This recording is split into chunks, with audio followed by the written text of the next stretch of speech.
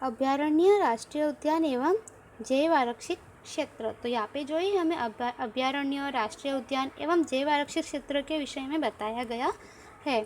वन्य जीवों के संरक्षण के उद्देश्य से अभयारण्य, राष्ट्रीय उद्यान या जैव आरक्षित क्षेत्रों की स्थापना की जाती है। ये तीनों शब्द एक दूसरे से पर्याय समान लगते हैं, पर इसमें अंतर है। हम इनका परिचय प्राप्त करें। तो यहाँ पे हमें बताया गया है कि वन्य जीवों की सुरक्षा के उद्देश्य से जो है अभयारण्य, राष्ट्रीय उद्यान और जैव आरक्षित क्षेत्रों की स्थापना की गई है। और ये तीनों शब्द हमें जो है एक समान लगते हैं, परंतु इन सभी में अंतर है। उसके विषय में हम यहाँ पे संक्षेप में जानकारी प्राप्त करेंगे। अभयारण्य, निश्चित मात्रा में मानव प्रवृत्तियों को अनुमति दी जाती है। सत्ताधिकारी से अनुमति प्राप्त कर पालतू पशुओं को चराने की छूट प्राप्त की जा सकती है। वन्यजीव अभयारण्य की स्थापना किसी एक विशेष प्रजाति के लिए की जाती है। अभयारण्य की स्थापना राज्य सरकार द्वारा आवश्यक प्रक्रिया द्वारा की जा सकती है। पेरियार, चंद्रप्रभा, एतुरनागरम अभयारण्य प्रख्यात है। तो यहाँ पे हमें बताया गया है कि अभयारण्य यानी वह स्थल जहाँ पे जो है पशु पक्षी जो है यहाँ पे निश्चिंत होकर अपने आहार के लिए वगैरह जो है घूम सकते हैं और वहाँ पे वे प्राकृतिक रूप से निवास कर सकते हैं, उसे हम अभयारण्य कहते हैं। और निश्चित मात्रा में जो है वहाँ पे मानव प्रवृत्ति करने की अनुमति दी जाती है। और सत्ताधिकारी जो है राज्य सरकार का यहाँ पे अधिकार हो या फिर जो महानगर पालिका वगैरह का अधिकार हो, तो सत्ताधिकारी से अनुमति प्राप्त करके जो है पालतू पशुओं को चराने की छूट प्राप्त की जा सकती है। उसके बाद जो है वन्यजीव अभयारण्य की स्थापना किसी एक विशेष प्रजाति के लिए की जाती है। और अभयारण्य की स्थापना जो है यहाँ पे राज्य सरकार द्वारा आवश्यक प्रक्रिया द्वारा की जा सकती है। उसमें जो है पेरियार, चंद्रप्रभा, एतुरनागरम अभयारण्य जो है वे सभी प्रख्यात है। तो यहाँ पे जो है विद्यार्थियों आपको यहाँ पे नक्शे में जो है मुख्य राष्ट्रीय उद्यान एवं अभयारण्य जो है उसके विषय में यहाँ पे आपको बताया गया है इस नक्शे में। अब हम यहाँ पे जानेंगे। उसके बाद अभयारण्य के बाद है राष्ट्रीय उद्यान। अभयारण्य की तुलना में अधिक संरक्षित क्षेत्र है। इसमें एक से अधिक पारिस्थितिक तंत्र का समावेश होता है। पालतू पशुओं को चराने पर संपूर्ण प्रतिबंध होता है। अभयारण्य की तरह किसी एक विशेष प्रजाति पर केंद्रित नहीं होता। इसकी स्थापना राज्य एवं केंद्र सरकार के संकलन से की जाती है। काजीरंगा, कार्बेट, वेलावदर, समुद्री राष्ट्रीय उद्यान, गिर, दचिगाम आदि महत्वपूर्ण राष्ट्रीय उद्यान है। तो यहाँ पे हमें बताया गया है कि अभयारण्य की तुलना में जो है ये अधिक संरक्षित और सुरक्षित है। इसमें एक से अधिक पारिस्थितिक जो है तंत्र का समावेश होता है।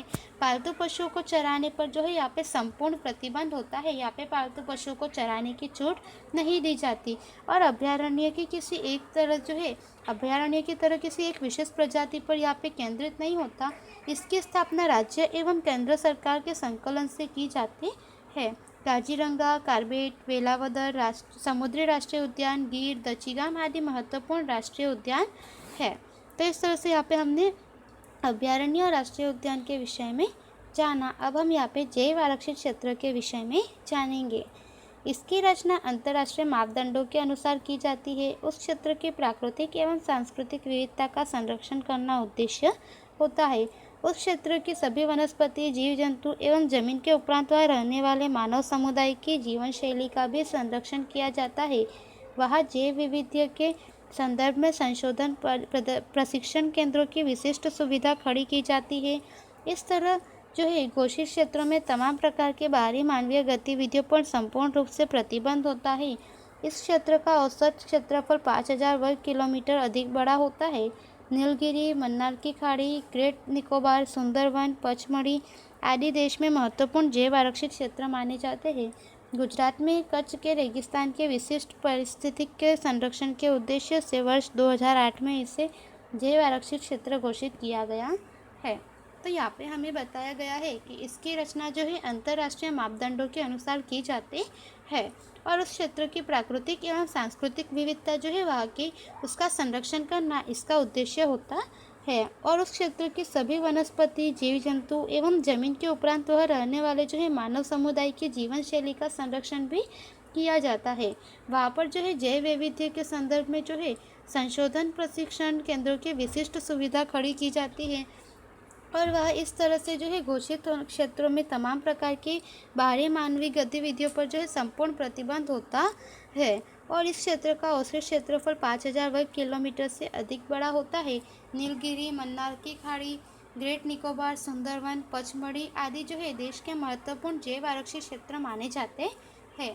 और गुजरात में कच्छ के रेगिस्तान के विशिष्ट पारिस्थितिक के संरक्षण के उद्देश्य से जो है 2008 में इसे जैव आरक्षित क्षेत्र के रूप में घोषित किया गया था।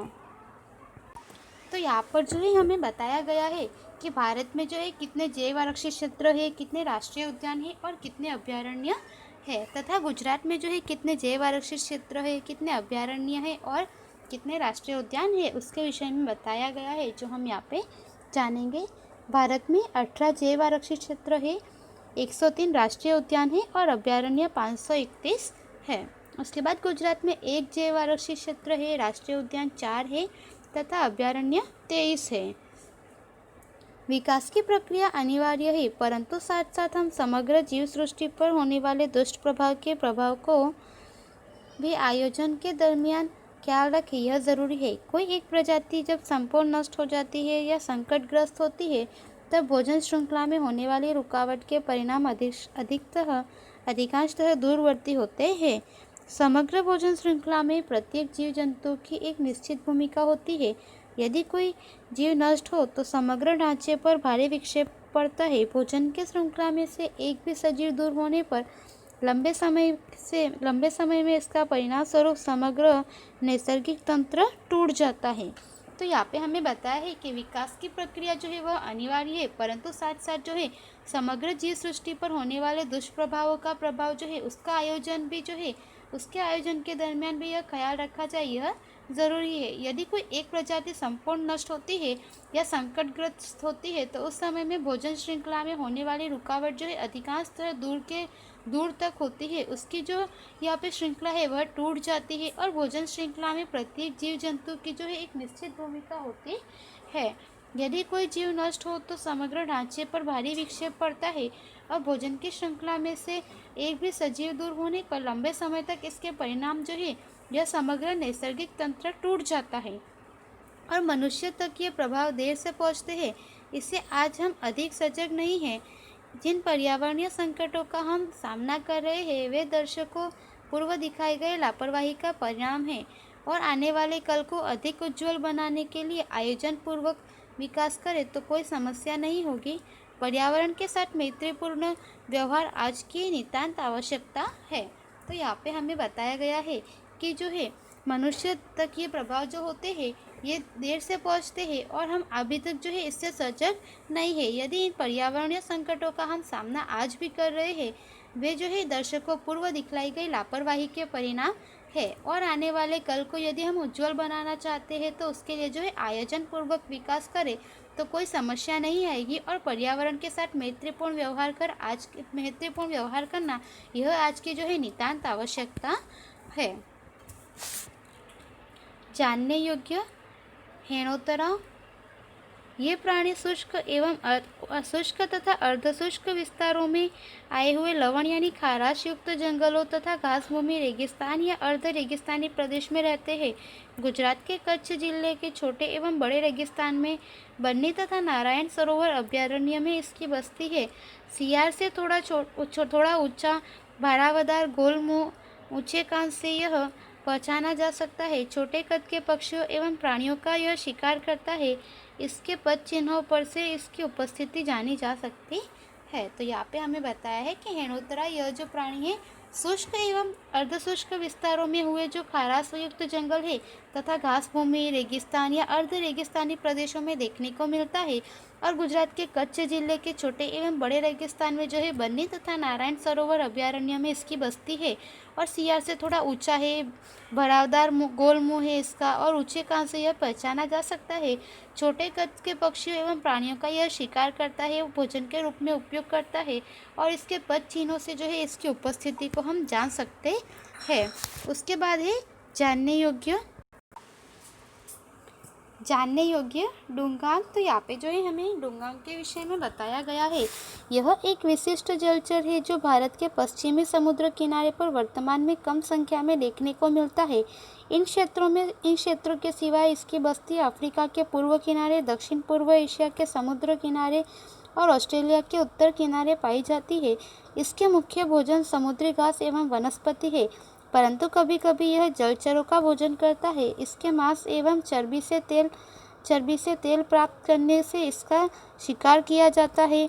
एक समय डुंगांग गुजरात के खास कर सौराष्ट्र किनारे मिलते थे। आज गुजरात के किनारे ये कदाचित ही दिखते हैं।